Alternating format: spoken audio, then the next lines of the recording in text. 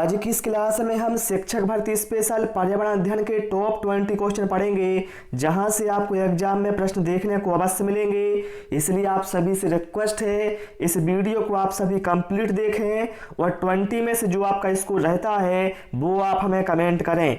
तो शुरू करते हैं प्रश्न क्रमांक 1 से।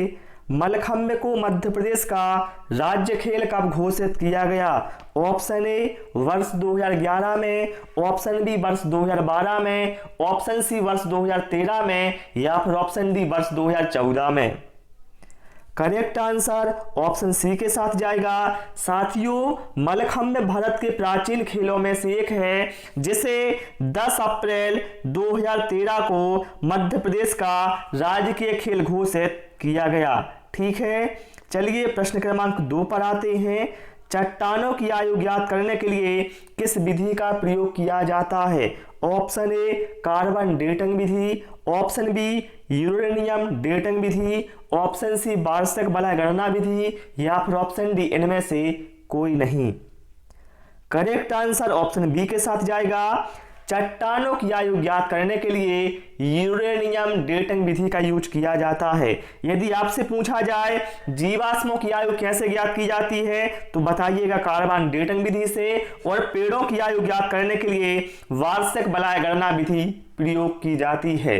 प्रश्न क्रमांक 3 पर आते हैं। किस ग्रह को गैसों का गोला भी कहा जाता है? ऑप्शन ए बुध है, ऑप्शन बी शुक्र है, ऑप्शन बी शनि, ऑप्शन डी वरुण। करेक्ट आंसर ऑप्शन सी के साथ जाएगा।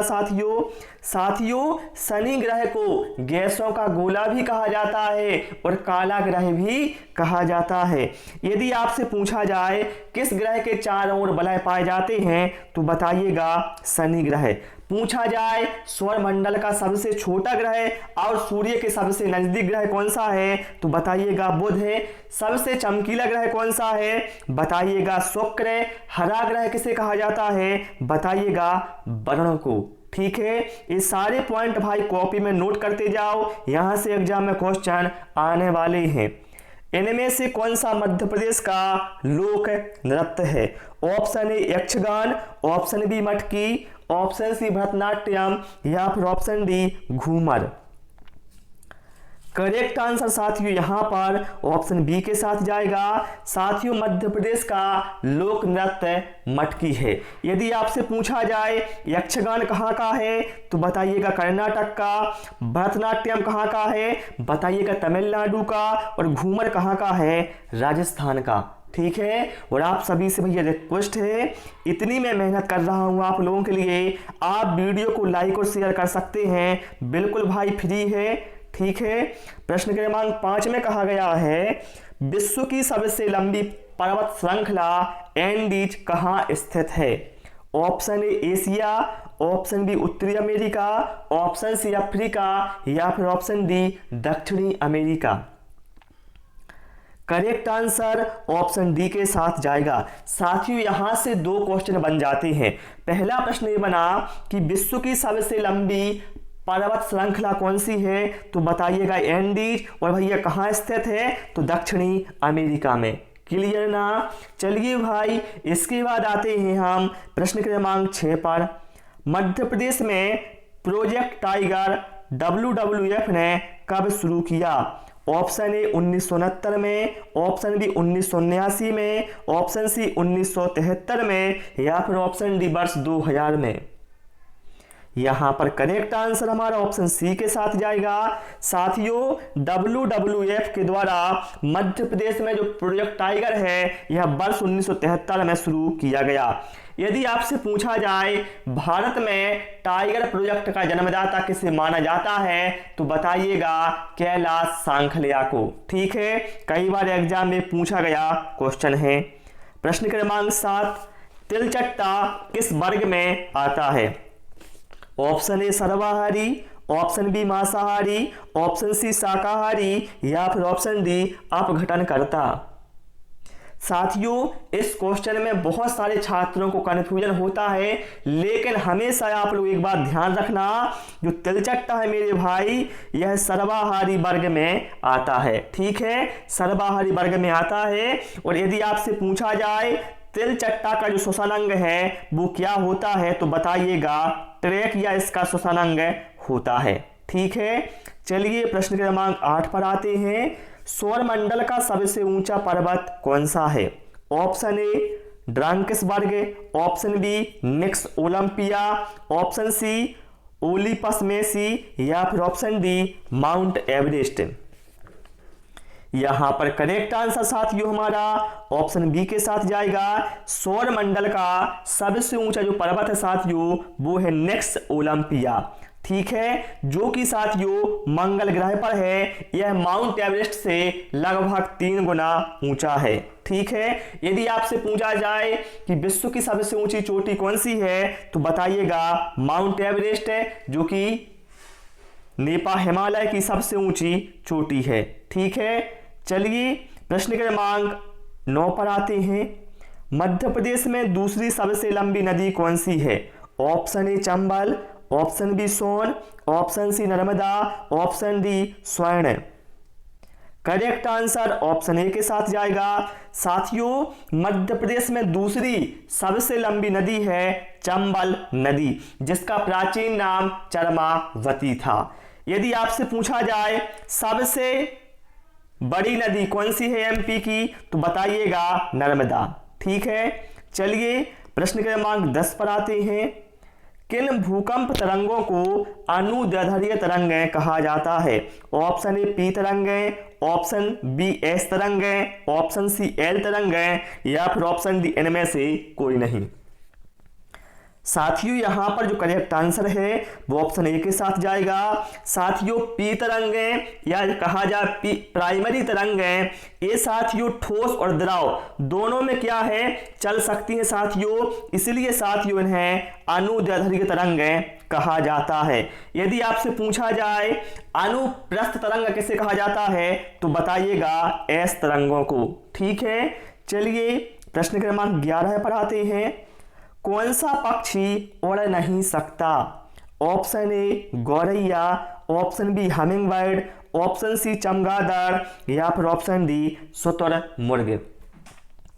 करेक्ट आंसर ऑप्शन डी के साथ जाएगा। शुतुरमुर्ग या ऑस्ट्रिच एक ऐसा पक्षी है साथियों जो कि उड़ नहीं सकता। यदि आपसे पूछा जाए सबसे तेजी से दौड़ने वाला पक्षी कौन सा है, तो बताइएगा शुतुरमुर्ग। यदि आपसे पूछा जाए पीछे की ओर उड़ने वाला पक्षी कौन सा है, तो बताइएगा हमिंगबर्ड, जिसे हम गुंजन पक्षी के नाम से भी जानते हैं। प्रश्न क्रमांक 12 पर आते हैं। कहाँ के निवासी रेड इंडियन कहलाते हैं? Option A savanna, option B prairie, option C veld या फिर ऑप्शन डी कंपास। यहां पर करेक्ट आंसर ऑप्शन बी के साथ जाएगा। साथियों प्रेयरी घास के मैदान में निवास करने वालों को रेड इंडियन कहा जाता है। ठीक है, और यदि आपसे पूछा जाए कि प्रेयरी घास के जो मैदान है कहां पर हैं, तो बताइएगा अमेरिका में है और कनाडा में है। ठीक है, ये भी आपको ध्यान रखना है। चलिए प्रश्न क्रमांक 13 पर आते हैं। पेनिसिलिन किससे प्राप्त की जाती है? ऑप्शन ए फफूंद, ऑप्शन बी शैवाल, ऑप्शन सी लाइकेन या फिर ऑप्शन डी इनमें से कोई नहीं। करेक्ट आंसर यहां पर ऑप्शन ए के साथ जाएगा। साथियों पेनिसिलिन फफूंद से प्राप्त की जाती है। यदि आपसे पूछा जाए पेनिसिलिन की खोज किसने की थी, तो बताइएगा अलेक्जेंडर फ्लेमिंग ने। ठीक है, और साथ ही जो लिटमस होता है लिटमस पेपर, वह लाइकेन से प्राप्त किया जाता है। ये भी आपको ध्यान रखना है। प्रश्न क्रमांक 14 पर आते हैं। भारत का सबसे बुद्धिमान स्तनधारी कौन सा है? ऑप्शन ए हिरण, ऑप्शन बी हाथी, ऑप्शन सी पेंगुइन या फिर ऑप्शन डी डॉल्फिन।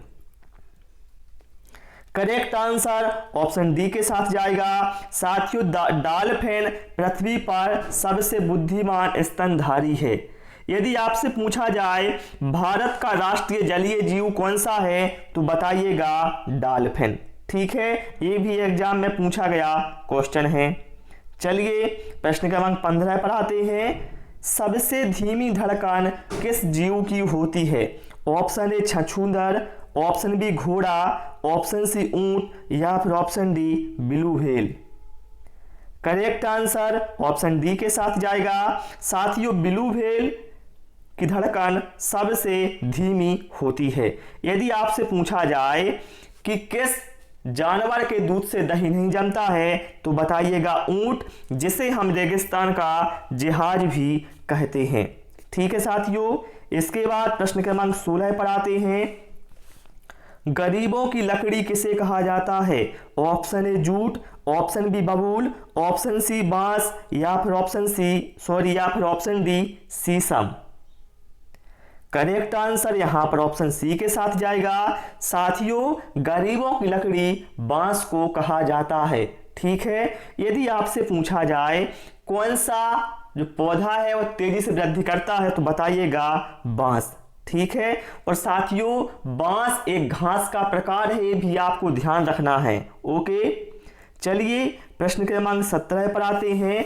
खाद्य श्रृंखला में ऊर्जा का प्रवाह होता है।